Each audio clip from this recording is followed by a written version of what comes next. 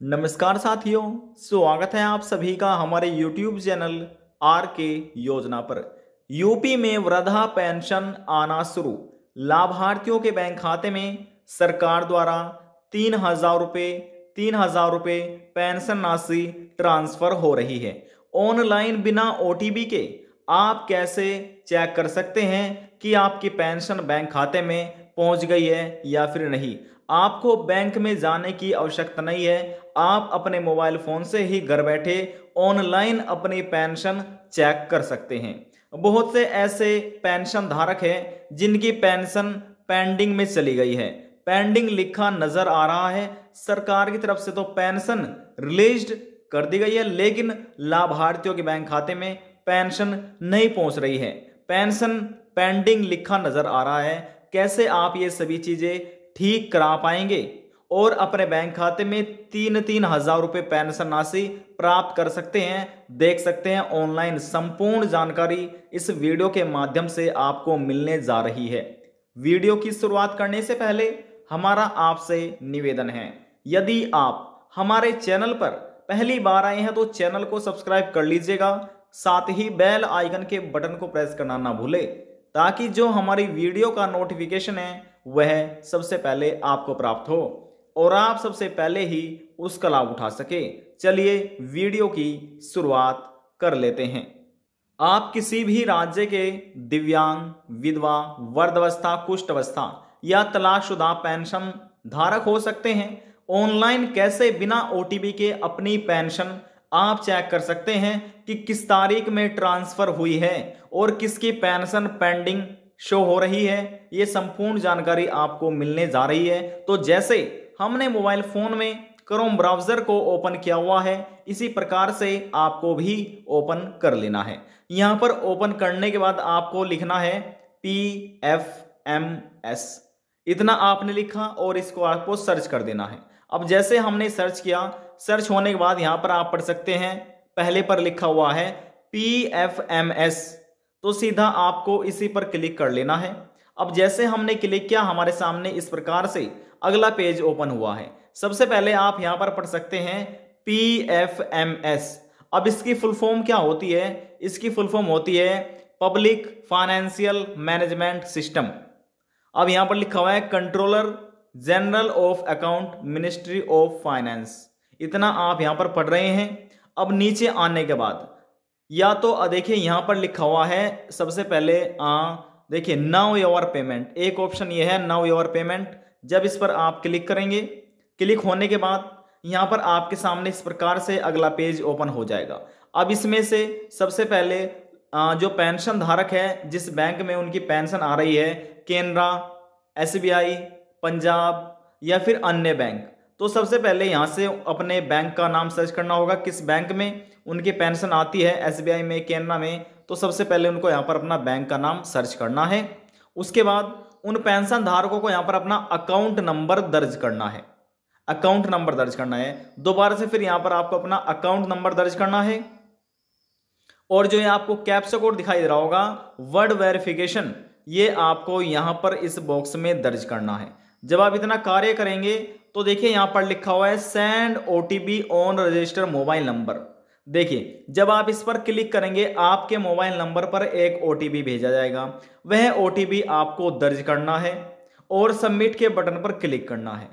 एक तो ऑप्शन ये है, इससे भी आप अपनी पेंशन की जानकारी प्राप्त कर सकते हैं PFMS के माध्यम से। यदि आप इससे नहीं देखना चाहते तो एक ऑप्शन हो रहा है आपके लिए, आप नीचे आइएगा। नीचे आने के बाद देखिए यहाँ पर लिखा है ट्रैक DBT डिटेल। इस पर आपको क्लिक करना है, ट्रैक DBT डिटेल पर। अब हम इस पर क्लिक कर लेते हैं। क्लिक हमने किया। क्लिक होने के बाद अब यहां से देखिए ध्यान से आपको अब यहां से समझना होगा। अब देखिए इस प्रकार से आपको लिखा मिल रहा है DBT। अब इसमें ये क्या लिखा है, देखिए पढ़िए, DBT स्टेटस ऑफ बेनिफिशियरी, यानी कि लाभार्थी का DBT स्थिति कैसी है, स्टेटस कैसा है। इसी के साथ ये आप चेक कर सकते हैं पेंशन, देखिए पेमेंट भुगतान, यानी कि जो पेमेंट भुगतान है वह जानकारी आप यहां से प्राप्त कर सकते हैं और DBT अपना विवरण पेंशन धारक देख सकते हैं। तो कैसे देखा जाता है, यहां पर देखिए कैटेगरी लिखा हुआ है। अब यहां से आपको क्लिक करना है, अब कैटेगरी का चुनाव करना है। तो सबसे नीचे आपको आना है, यहां पर लिखा मिलेगा एनी अदर एक्सटर्नल सिस्टम, इसके सामने यहां पर आपको क्लिक करना है। जब इस पर आप क्लिक करेंगे तो देखिए यहां पर ये फुलफिल हो चुका है। अब यहां पर देखिए डीबीटी स्टेटस लिखा हुआ है। हम देखिए हम पेमेंट देखना चाहते हैं, तो हम इस पेमेंट पर ऑटोमेटिक क्लिक हुआ है, इसको हमें छेड़ना नहीं है। अब देखिए यहां पर लिखा है एंटर बेनिफिशियरी कोड। अब दिव्यांग, विधवा, वृद्धावस्था या कुष्ठावस्था कोई से भी पेंशन धारक आप हो सकते हैं। यहां से आप अपना पेंशन का स्टेटस ऑनलाइन चेक कर सकते हैं बिना ओटीपी के। अब बहुत से ऐसे पेंशन धारक हैं जिन्हें उन्हें अपना एंटर बेनिफिशियरी कोड यानी कि बेनिफिशियरी कोड याद नहीं है। तो क्या करना है, देखिए हमने आपको बताया था कि सभी दिव्यांग, विधवा, वृद्धावस्था, कुष्ठावस्था पेंशन धारकों का एक रजिस्ट्रेशन नंबर होता है पेंशन का, या आप पेंशन आईडी नंबर भी उसको बोल सकते हैं। वे आप कैसे पता करेंगे उसकी जानकारी हमने पिछली वीडियो में बताई गई है कि आप कैसे अपना पेंशन जो नंबर है वह आप निकाल सकते हैं। न्यू लिस्ट पेंशन सूची 2023 जो रिलीज की गई है, हमने वीडियो बनाई हुई है, उसमें बताया गया है कि पेंशन जो रजिस्ट्रेशन नंबर होता है वह आप कैसे निकाल सकते हैं। अब यहां से आपको मालूम हो जाएगा पेंशन नंबर का, तो वह अपनी पेंशन का नंबर आपको इस बॉक्स में दर्ज करना है। अब यहां पर जो ये नंबर आपको लिखा मिलेंगे इस प्रकार से वर्ड वेरिफिकेशन के लिए, तो ये आपको इस बॉक्स में दर्ज करना है, जो आपके सामने होंगे स्क्रीन पर, यहां पर आपको दर्ज करना है। अब यहां पर दर्ज करने के बाद देखिए यहां पर लिखा मिलेगा आपको सर्च का आइकन पर। जब आप इस सर्च के आइकन पर क्लिक करेंगे तो क्लिक होने के बाद आपके सामने इस प्रकार से अगला पेज ओपन हो जाएगा, ठीक है ना। यहां पर हमने अपना एप्लीकेशन नंबर दर्ज करके सर्च पर क्लिक किया था। जब आप सर्च करेंगे तो आपके सामने भी इसी प्रकार से अगला पेज ओपन होगा। तो आपको यहां पर सबसे नीचे आना है, सबसे नीचे आइएगा। नीचे आने के बाद देखिए यहां पर नीचे आने के बाद आपको लेटेस्ट न्यूज मिलेगी आपकी पेंशन की।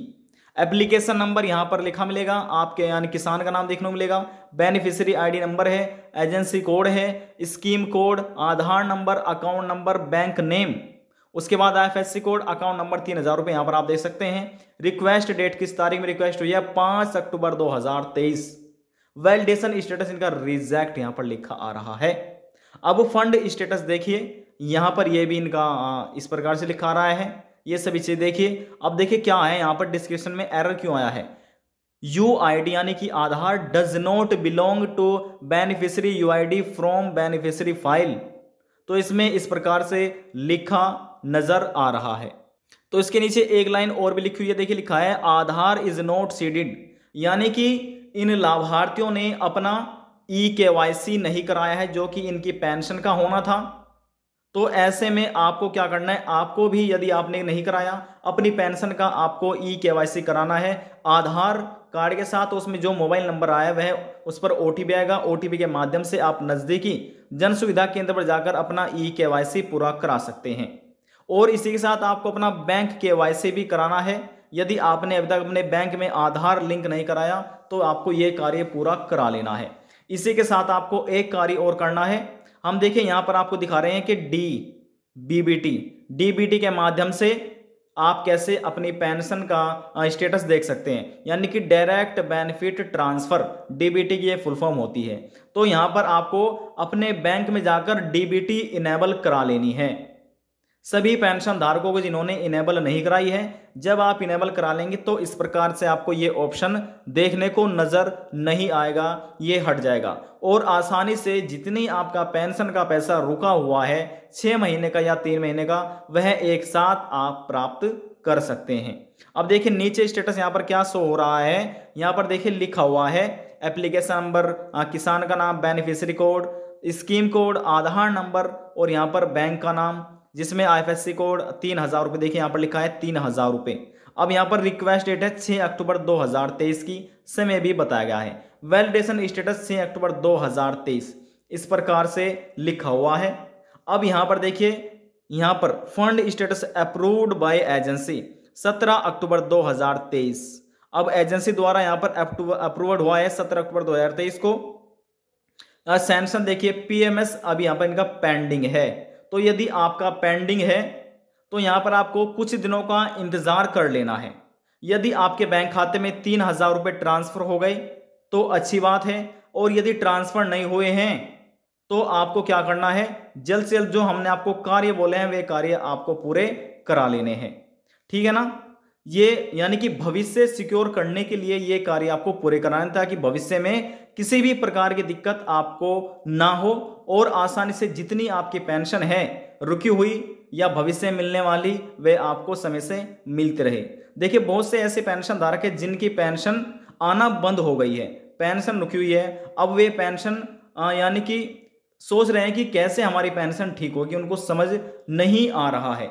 तो देखिए यहाँ पर बहुत समय हो जाता है जब एक बार पेंशन रुक जाती है, तो आपको इन चीज़ों से बचना है। तो यहाँ पर देखिए हमने आपको बोला है कि फाइल स्टेटस, देखिए यहाँ लिखा है ना फाइल स्टेटस इनका पेंडिंग है। अब पेंडिंग यहाँ पर इस कारण की वजह से भी हो सकता है।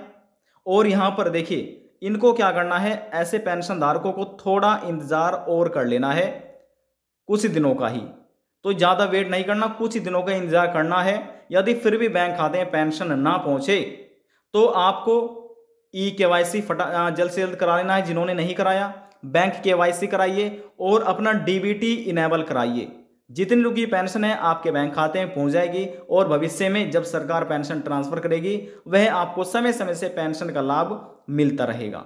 अब इस वीडियो के माध्यम से हमने आपको बता दिया है कि पेंडिंग क्यों शो हो रही है, आपको मालूम हो चुका है, और किन डॉक्यूमेंट की आपको आवश्यकता होने वाली है, कैसे आप ठीक करा सकते हैं।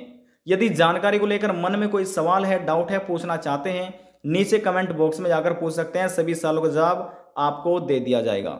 यदि आपको हमारी दी हुई जानकारी पसंद आई तो वीडियो को जरूर लाइक कर दीजिएगा, आपके एक लाइक से हमें बहुत ज़्यादा मोटिवेट मिलता है।